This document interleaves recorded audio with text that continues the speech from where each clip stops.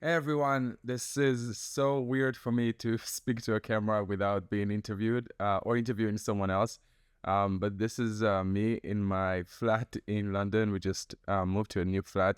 And I'm really excited to speak to you about what this season meant for me, what were some of my favorite moments, what were some challenging moments, and also answering some of your questions. We asked you on social media to send us some of the most pressing questions you wanted me to answer. So let's get to it. What moment during filming made you laugh the hardest, and did it make the final cut? The most memorable moment of filming Ender Jewish season 1 was when I interviewed Deborah Messi. And we're sitting there in her living room. Behind her, there's this incredible wall with pictures with Barbara Streisand and awards, and she has this Emmy behind her. It was really surreal.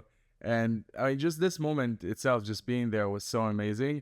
She's such a comedy genius, and I think that people forgot how funny she is because she's such an incredible actress as well. And I mean, by the inner roots, she's just really brilliant and so funny. So yeah, that's definitely the moment I laughed most. Why did you feel the world needs Ender Jewish right now? That's a really good question. And, I think it's because Jewish stories these days, even from Hollywood, that has plenty of Jewish story writers and storytellers, but our real beautiful self is being erased, flattened, or reduced into just trauma. And I wanted to show the joy, the nuance, the range. Every other community is able to show their beauty in a way that is unfiltered, that is very authentic, without just speaking about their trauma. And I feel like when it comes to Jewish identity, it's always about the trauma, or always reduced to just stereotypes and like very cheap representation that it's just very flat. And we're so much more than this. And I think that for us as Jews, we really need to remember that there's so much joy in our identity and so much beauty. And in a time where anti-Semitism is skyrocketing, I feel like this is the missing component for many of us to explore Jewish identity and to be proud of our identity. And also for non-Jews to watch it. I get so many comments from non-Jewish people just thanking me for the show. So yeah, it's a show for Jews, but it's a show for people that love Jews too. And I want everyone to be able to engage with us. I think it's really important at this time. So yeah. If you could have one dream guest on season 2, dead or alive, who would that be?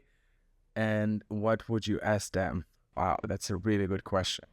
I definitely want to do an episode with Emily Damari, the hostage that returned from captivity, because I think she's just incredible. And I would love to get to know her and learn her story beyond just the trauma that she experienced in captivity. Another guest would probably be Barbara Streisand, obviously. Would love to speak to Pink. I think Pink is so badass. And we had some conversations before on social media. I remember one conversation where we were talking, and I think I said something about there's a lot of haters out there and they would want to cancel you for speaking about your Jewish identity, after she posted a picture of Chanukiah on her Instagram.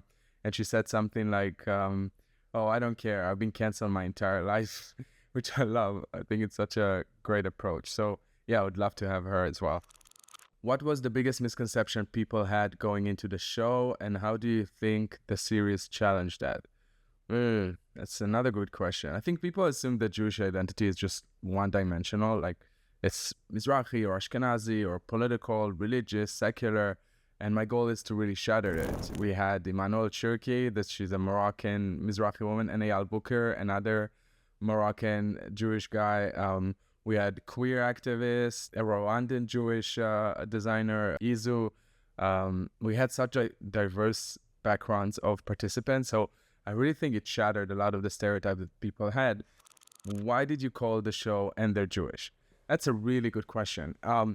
When I thought about what to call the show, I actually had a conversation with a friend of mine, Matt, and he said, oh, tell me about the show more. And I said, in each episode, I'm going to speak to Jewish celebrity or Jewish creator, or someone that is Jewish and does other things as well, because I want people to know them beyond just their work, but also their Jewish identity. And my friend said, "Oh, like it's like when you sit at a dinner with your Jewish family, and someone would say, 'Oh, you know this person,' and then someone else would shout, 'Yes, they're amazing, and they're Jewish.'" So that was the concept, and I think it worked well. I think people really liked it because once you get it, you get what I'm trying to say. So that's where it came from. All right, next question. Was there a moment during filming where you had to pause because it got too emotional or challenging? I think that filming with Mayhem Bialik, when she opened up about being Jewish post October 7th, I mean, the vulnerability in that moment where we were talking about this, the cost of being proudly Jewish like she is, it was really, it was a moment that I really felt like just devastation, just heartbreak. I always feel like in a lot of pain when I hear from Jewish people, specifically if it's younger Jews or Jewish women that are telling me that they're feeling so much pain because of anti-Semitism. It really hurts me and makes me want to fight harder for them. So yeah, that was a moment. If someone says, "I'm not Jewish, why should I watch and they're Jewish?" What's your answer? That's a good question. Ender Jewish is not just about being Jewish. It's about identity. It's about resilience, about creativity, about what it means to live with pride of who you are when so many people tell you need to be ashamed of your identity. If you ever felt like you had to shrink yourself to fit in or to make others feel big, this show is for you. And if you haven't, even more reasons to watch it. And that's time for rapid fire questions. Let's go. Ashkenazi or Mizrahi cuisine? Mizrahi. Dream filming location for season 2. That's interesting. Maybe Morocco. I think there's so much Jewish history there. I would love to go there. Most underrated Jewish holiday, Tu B'Av. It's like Jewish Valentine's Day that was invented before Valentine's Day. And I think it's really overlooked. What's the first Jewish song that made you cry? First Jewish song that made me cry. Avinu Malkenu. I think that's a beautiful song. Does move me. And also Atikva, definitely. Who styles you for the show? My partner, Mark, is incredible fashionista. Latkes or sufganiot? Latkes with sour cream. Sorry. Don't at me. One word to describe season 2 of Ender Jewish. Louder. What was the issue with the vest on Izu's episode? Yeah, that vest. He got a lot of comments. I don't know. I didn't see myself wearing this like pink vest. And Izu argued differently, and it seems like she was right because you all said so. It looked like the vest won, so you know what? I should not have argued with a professional fashionista like Izu. So she was definitely right. I'm taking my words back. How was it to cook with Gail Simmons? And have you tried the shakshuka again? It was incredible to film with her. And it was even more amazing to be able to be in the kitchen with Gail that I've been a fan of for such a long time, watching Top Chef. And yeah, I definitely should try the shakshuka. I haven't. I'm sorry, I didn't have a chance. But yeah, I felt like I didn't do much. I mean, I did what you told me to do, but I could have definitely helped more. But yeah, she's such an incredible human being. So that was such an experience. How was it to be in the sauna with Aal Booker? Aal is such a sweet and kind person. Whenever I see his mom, like, people should tell you raise an incredible family. Like also his brothers that I met. I didn't meet his sister, but brothers are also really amazing family, and he's such a kind human being. Yeah, so to be in the sauna with him was really hot and uncomfortable. I didn't plan on getting in. That's why I was fully dressed. But it was an interesting moment. I'll put it this way. Is Emmanuelle Chriqui that sweet in real life? The woman you see on the screen in the episode of Ender Jewish, Emmanuelle, she's the same person in real life. And she is so dear to my heart. Like, I love her so much. I knew her for such a long time. And I can't think of anyone she's probably the top 3 people in my life that I know are just very authentic and real and so sweet and kind with such a big heart. She's really a phenomenal human being. And meeting Sam was also super cool. I grew up watching True Blood, and when we first met, I was fangirling. Well, I was fangirling both of them, but I already knew Emmanuelle when I met him. So yeah, that was an amazing cameo for that episode. So yeah, I was really excited about this. Was there something that really surprised you during the interviews? Not during the interviews, but one thing that really surprised me was when we had the season premiere at the Stryker Center in New York with over 1,000 people participating. It was amazing. But Deborah and I had a conversation, and I asked her what would be her drag name. She was a drag queen, and the answer was just hilarious. Watch this. Barbara Streisandwich.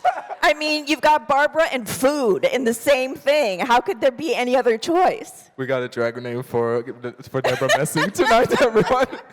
Thank you so much. Barbara Streisandwich. I love that so much. So that's it.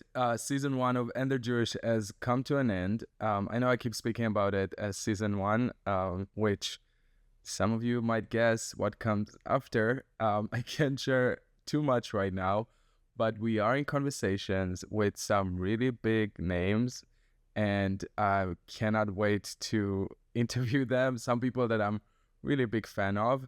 And I want to leave you with this question. If there was one guest, okay, 2 guests that you would want to see if this show would move on to another season, who would that be? And if you can tag them in the comments, and also go to their social media pages and tag And They're Jewish, tell them that they need to be on this show. That will be really helpful. And yeah, and you know, I want to thank you for being part of this journey. It's first time that I'm doing something like this, but I had so much fun, and it really fueled me, you know, doing the work of advocating for the Jewish people every day on social media is really taxing. So this was really uplifting experience for me. And I want to do more of it, and I need your support. So please continue sharing it with your friends. I really want to thank all the Jewish people that have watched it and liked it and commented and shared. But more importantly, I want to thank the non-Jewish allies that have watched this show, that has been part of this journey, that are not afraid and not apologizing for standing with their Jewish brothers and sisters.